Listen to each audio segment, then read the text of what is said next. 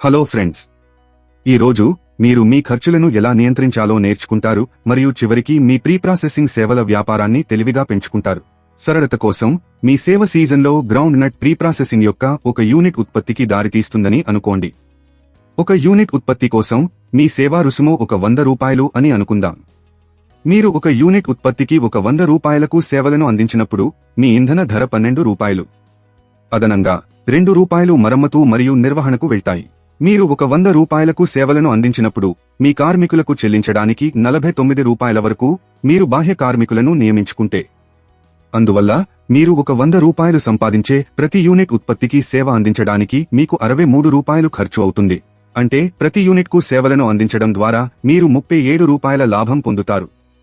ఇది 37% నికర లాభాల మార్జిన్కు సులభతరం చేస్తుంది. త్వరగా లాభం పొందడానికి మీ స్థిర ఖర్చులను తగ్గించడానికి ప్రయత్నించండి. అద్దెకు తీసుకునే బదులు మీ స్వంత యంత్రాలు మరియు పరికరాలను ఉపయోగించండి. ప్రారంభంలో కార్మిక ఖర్చులను ఆదా చేయడంలో సహాయపడటానికి కుటుంబ సభ్యులను మీతో కలిసి పనిచేయనివ్వండి. రుణాలు తీసుకునే బదులు మీ సొంత డబ్బును ఉపయోగించుకోండి లేదా స్నేహితులు, కుటుంబం మరియు వ్యాపార భాగస్వాముల నుండి సహాయం పొందండి. ఈ విధంగా మీరు క్రమం తప్పకుండా వడ్డీ చెల్లించాల్సిన అవసరం ఉండదు.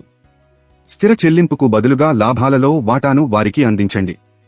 మీరు ఈ ఖర్చులను తక్కువగా ఉంచుకుంటే మీరు మొదటి నెలలోనే లాభం పొందడం ప్రారంభించవచ్చు. All the best. చూసినందుకు ధన్యవాదాలు. దయచేసి లైక్ చేయండి, షేర్ చేయండి, వ్యాపార్ కోచ్ ఛానల్కు సబ్స్క్రైబ్ చేయండి.